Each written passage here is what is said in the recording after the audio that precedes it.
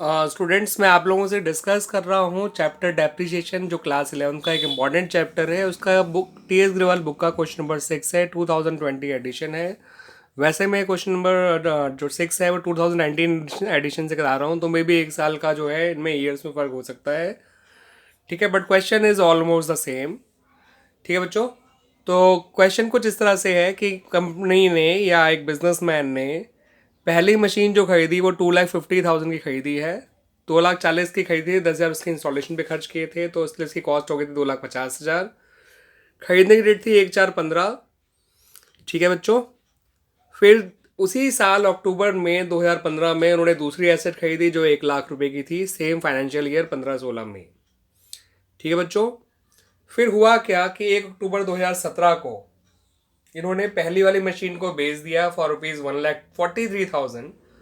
और उसी दिन यानी कि तीसरे साल के मिड में 1 अक्टूबर 2017 को एक तीसरी एसेट खरीद ली जो 2 लाख रुपए की थी। यानी कि हमने दो एसेट पहले साल खरीदी है और तीसरे साल एक एसेट बेची, खासा एक एसेट खरीदी है। दूसरे साल कोई एसेट ना खरीदी गई ना बेची गई। ठीक है बच्चों। डेबिशन का रेट है 5% पर एनम। मेथड है स्ट्रेट लाइन मेथड। आइए बच्चों, अब इसका अकाउंट कैसे बनेगा, पहले उसका थोड़ा सा फॉर्मेट समझ लीजिए कि किस साल क्या क्या होगा। देखिए बच्चों, मैंने आपको बता रखा है कि जब भी किसी एसेट का हम वो करते हैं, अकाउंट बनाते हैं, तो एसेट में केवल 4 डेट्स की इंपॉर्टेंस होती है। एक डेट ऑफ परचेज, एक ओपनिंग डेट, एक डेट ऑफ सेल, एक क्लोजिंग डेट। तो पहले साल को एसेट खरीदी गई है तो ओपनिंग डेट वाले काम करने की जरूरत नहीं पड़ेगी, क्योंकि ओपनिंग डेट पे पुराना बैलेंस लिखा जाता है एसेट्स का। जब पुराना बैलेंस ही नहीं है तो पहले साल ओपनिंग बैलेंस वाला काम नहीं करना होगा, डेट ऑफ परचेज वाले काम से ही शुरू करना होगा। ठीक है बच्चों। और पहले साल जो कि 15-16 है, उस साल आपने दो एसेट परचेज करी है, एक 1 अप्रैल 2015 को और दूसरी 1 अक्टूबर 2015 को। ठीक है। पहले साल कोई एसेट बेची नहीं गई है तो सीधा साल के एंड में आ जाइएगा, और साल के एंड में दो काम करे जाते हैं। एक तो डेबिशन लगाया जाता है एसेट्स पे, जो भी एसेट्स आपके पास हैं, और उतने टाइम पीरियड का जितने टाइम पीरियड के लिए उसको यूज़ किया गया है, और दूसरा उनके क्लोजिंग बैलेंसेस निकाले जाते हैं। ठीक है। तो पहले साल आपको डेट ऑफ परचेज वाले काम करने हैं 2 बार, क्योंकि दो एसेट खरीदनी है दो डिफरेंट डेट्स पे, और एक क्लोजिंग डेट वाला काम करना है।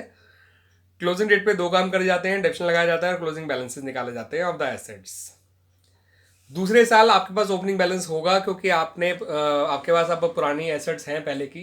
तो दूसरे साल आपको ओपनिंग डेट वाला काम करना होगा, ओपनिंग बैलेंस लिखने का।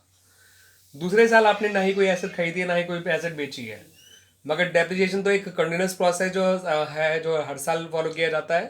तो साल के एंड में फिर से आप डेप्रिसिएशन लगाइएगा और क्लोजिंग बैलेंस निकालिएगा। ठीक है बच्चों। अब बात करेंगे जो है about next illustration. Next year यानी थर्ड ईयर के बारे में बात करेंगे। तो थर्ड ईयर में जो है, हाँ वो हम लोग जो है ओपनिंग डेट वाला काम तो करेंगे करेंगे थर्ड ईयर में बच्चों, क्योंकि थर्ड ईयर में हमने जो है पुराना बैलेंस है हमारे पास दूसरे साल का, उसको ओपन करेंगे तो टू बैलेंस ब्रॉट डाउन करके लिखा जाएगा। थर्ड ईयर में बेचने वाला काम भी किया जाएगा, खरीदने वाला काम भी किया जाएगा। तो थर्ड ईयर में जो खरीदने वाला काम है वो 1 अक्टूबर 2017 को लिखा जाएगा टू बैंक। और थर्ड ईयर में जो बेचा जाता है तो थोड़े ज़्यादा काम करने पड़ते हैं as compare to other dates. आपको एक तो डेबिशन लगाना है ऑन दैट पर्टिकुलर एसेट जिसको बेचा गया, दूसरा आपको उसकी सेल को रिकॉर्ड करना है, तीसरा उस पर होने वाले गेन या लॉस को रिकॉर्ड करना है। ये तीन चीज़ें रिकॉर्ड की जानी है बच्चों in the on the date of sale. ठीक है बच्चों। और क्लोजिंग डेट पे आपको जो आपके पास बची हुई एसेट्स हैं उनका डिविजन लगाना है। ठीक है। जो कि आपके पास सेकेंड और थर्ड एसेट रहेंगे उन पर डिविजन लगाना है, उतने उतने टाइम पीरियड का जितने पीरियड के लिए उसको यूज़ किया गया। एक्चुअली बच्चों इस क्वेश्चन में 4 साल का अकाउंट मांगा है, तो चौथे साल आपने ना ही कोई एसेट खरीदी है ना ही कोई एसेट बेची है, तो चौथे साल भी वही काम करना होगा जो आपने दूसरे साल किया है। ओपनिंग डेट वाला काम करना है, टू बैलेंस ब्रॉट डाउन लिखना है, क्लोजिंग डेट वाला काम करना है यानी क्लोजिंग बैलेंसेस निकालने हैं, मगर डेबिशन लगाने के बाद। ठीक है। तो साल के एंड के जो दो काम होते हैं वो करिएगा। साल के एंड वाले काम आपको चारों साल करने हैं। ओपनिंग डेट वाला काम पहले साल नहीं करना, मगर दूसरे साल, तीसरे साल और चौथे साल जरूर करना है। डेट ऑफ परचेज वाला काम पहले साल और तीसरे साल करना है, क्योंकि पहले साल दो एसेट खरीदी हैं और तीसरे साल एक एसेट खरीदी है। डेट ऑफ सेल वाला काम केवल आपको थर्ड ईयर में करना है और किसी साल नहीं करना। ठीक है बच्चों। आइए इसका अकाउंट देख लेते हैं कैसे बनाया जाएगा। हाँ तो बच्चों बात करेंगे अब इसके अकाउंट की क्वेश्चन नंबर 6 में। तो देखिए पहला साल जो आपका 2015-16 है, उस साल आपने 2 परचेजेस करी हैं, तो 2 बैंक अकाउंट मशीन 1 के लिए और 2 बैंक अकाउंट मशीन 2 के लिए, दोनों के लिए लिखा जाएगा 2.5 लाख और 1 लाख रिस्पेक्टिवली। फिर साल का एंड आ जाएगा, डेबिशन लगाया जाएगा। साल के एंड में जो काम करा जाता है, पहली मशीन में डेबिशन लगाया जाएगा फॉर होल ईयर, जो कि 12,500 आ गया। दूसरी मशीन में डेबिशन लगाया जाएगा फॉर हाफ ईयर, क्योंकि वो 6 महीने ही यूज़ हुई है। 1 लाख का 5% 5,000 होता है, आधे साल का डेबिशन 2,500 हो गया, तो टोटल डेबिशन लग गया 15,000। फिर इनके क्लोजिंग बैलेंसेस निकाल लेंगे। पहले वाले का आएगा 250 माइनस 12,500 यानी 237,500, और दूसरी का आएगा 1 लाख माइनस 2,500 यानी कि 97,500। इस तरह से बच्चों का क्लोजिंग बैलेंस आ गया 3,35,000। Come to the second year. Second year opening date वाला काम करेंगे। ओपनिंग बैलेंस लिखने का वो हमने कर लिया। To balance brought down, machine 1 का 237,500, मशीन 2 का 97,500, टोटल आ गया 3,35,000। दूसरे साल कोई एसेट ना खरीदी गई ना बेची गई, तो सीधा क्लोजिंग डेट वाला काम करना है आपको, और क्लोजिंग डेट पे डेबिशन लगाना है इन दोनों एसेट्स पे, और पूरे साल का डेबिशन लगेगा। बिकॉज जब कोई एसेट पुरानी होती है, पूरे साल यूज़ की जाती है, तो डेबिशन पूरे साल का लगता है। तो 12,500 पहली वाली पे लगा, 2.5 लाख का 5% और 5,000 दूसरी वाली पे लगा, 1 लाख का 5% फॉर द होल ईयर। तो टोटल डेबिशन लगा 17,500। फिर आपके क्लोजिंग बैलेंस निकल आए इनके, तो 2,37,500 में से आपने 12,500 माइनस किया, 2,25 आ गया। 97,500 में से 5,000 माइनस किया, 92,500 आ गया।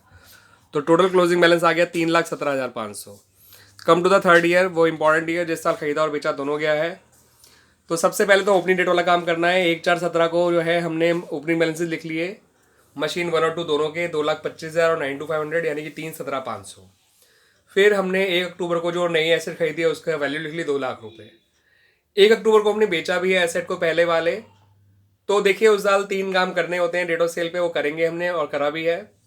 और एक बात हमेशा ध्यान रखिएगा बच्चों कि जब भी कोई एसेट बेची जाती है, तो डेट ऑफ सेल पे डेप्रिसिएशन केवल उसी एसेट पे लगाया जाता है जिसको बेचा गया, और उतने ही टाइम पीरियड का लगाया जाता है डेप्रिसिएशन जितने टाइम पीरियड के लिए उसको यूज़ किया गया इस साल। तो इस साल उसको यूज़ किया गया है 6 मंथ्स। तो उसका ओपनिंग डेट है 1/4/17, बेचने की डेट है 1 अक्टूबर 17। तो इसका मतलब वो 6 महीने यूज़ हुई है इस साल। उसकी कॉस्ट थी 2,25,000, जिसका 5% होता है 12,500, और आधे साल का हो जाएगा बच्चों 6,250 रुपये। तो उसका जो डेप्रिसिएशन निकल कर आया वो 6,250 निकल कर आया। ठीक है बच्चों। और उसकी सेलिंग प्राइस जो है वो 1,43,000, आपको 1,43,000 दे रखी थी। अब इस पर लॉस हुआ है अगेन, वो देखिए मैं, आप समझ लीजिए बच्चों कैसे निकाला गया है। ये देखिए 2,25,000 रुपये जो उसकी वैल्यू थी वो साल की शुरुआत में थी। इस साल वो 6,250 रुपये और डेप्रिशिएट हो गई। तो 2,25,000 में से 6,250 और माइनस कर दीजिए, तो जिस दिन उसको बेच रहे हैं एग्जैक्टली उसकी उस दिन की वैल्यू 2,18,750 निकल आएगी। ये एग्जैक्टली उस दिन की वैल्यू होगी बच्चों जिस दिन उसको बेचा गया, 2,18,750। Exactly the book value of it on the date of it sale हो निकल के आ जाएगी। फिर इसकी सेलिंग प्राइस जो कि 1,43,000 है उसे माइनस कर दीजिएगा, तो आपका लॉस ऑन सेल 75,750 आ जाएगा। आप देख सकते हैं, और उसको मैंने लिख भी लिया है by loss on sale of machinery account के नाम से। ठीक है बच्चों। अब आ जाइए साल के एंड पे। साल के एंड में जो है जो हम नॉर्मली काम करते हैं वो करेंगे, डेबिशन लगाएंगे और बैलेंस निकालेंगे। साल के एंड में हमारे पास सिर्फ सेकंड मशीन और थर्ड मशीन होगी। सेकंड मशीन तो पुरानी है इसलिए उसे होल ईयर डेबिशन लगेगा, 1 लाख का 5,000 5% 5,000। और थर्ड मशीन जो हमने इस साल अक्टूबर में खरीदी है उसको केवल हाफ ईयर यूज़ किया है, तो डेबिशन उस पर हाफ ईयर का ही लगेगा। 2 लाख का 5% 10,000 होता है, और हाफ ईयर का डेबिशन 5,000 हो गया। तो थर्ड मशीन पे भी डेबिशन जो लगा वो बच्चों 10,000 5,000 था, और टोटल डेबिशन 10,000 आ गया बच्चों। अब इनके क्लोजिंग बैलेंसेस निकालेंगे, तो देखिए कैसे निकाले गए हैं। सेकंड मशीन 92,500 की थी, 5,000 कम कर दिए तो उसका क्लोजिंग बैलेंस आ गया 87,500। थर्ड मशीन जो कि 2 लाख रुपए की थी उस पर डेबिशन लगा था 5,000, तो उसका क्लोजिंग बैलेंस आ गया 1,95,000। ये सेकंड का था, ये थर्ड का, तो टोटल आ गया आपका 2,82,500। This is the balance of machineries at the end of third year. आपसे चौथे साल का भी अकाउंट कहा था बनाने के लिए, तो बच्चों आप जानते हैं चौथे साल ना ही कोई एसेट खरीदी गई है ना बेची गई है। तो सबसे पहले तो पुराना बैलेंसेस लिख लिया, ओपनिंग बैलेंस लिख लिया जो कि आया उतना ही 2,82,500। अब साल के एंड में डेबिशन लगाना है दूसरी और तीसरी एसेट दोनों पर, और दोनों पे अब पूरे साल का लगेगा क्योंकि इस साल के लिए दोनों पुरानी एसेट है, पूरे साल यूज हुई हैं। तो 5,000 डेबिशन लगा मशीनरी 2 पर, 1 लाख का 5%, और 10,000 डेबिशन लगा मशीनरी 3 पर, यानी 2 लाख का 5%। टोटल डेबिशन आ गया बच्चों 15,000। फिर इनके क्लोजिंग बैलेंसेस निकाल लिए बच्चों। 87,500 में से माइनस किया 5,000 तो 82,500 आ गया। 1,95,000 में से माइनस किया 10,000 तो 185,000 आ गया।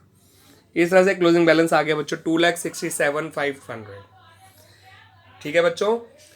तो बच्चों देखिए ये काफ़ी अच्छा क्वेश्चन है स्टार्टिंग में जो है बुक का। और मैं इसी तरह से जितने भी इंपॉर्टेंट क्वेश्चंस हैं उनके वीडियोस सॉल्यूशन की वीडियोस इस तरह से डालता रहूँगा बच्चों। आप लोग मेरे वीडियोस को देखिए और जो है मेरे चैनल को सब्सक्राइब करिए, मेरे पोस्ट को लाइक करिए अगर आपको जो है लगता है बेनिफिशियल है आपके, और ज़्यादा से ज़्यादा लोगों के साथ शेयर करिए बच्चों। मैं चाहता हूँ कि ज़्यादा से ज़्यादा बच्चों की प्रॉब्लम्स मैं सॉल्व कर सकूँ इस पर्टिकुलर चैनल के थ्रू, इस पर्टिकुलर प्लेटफॉर्म के थ्रू। थैंक यू बच्चों।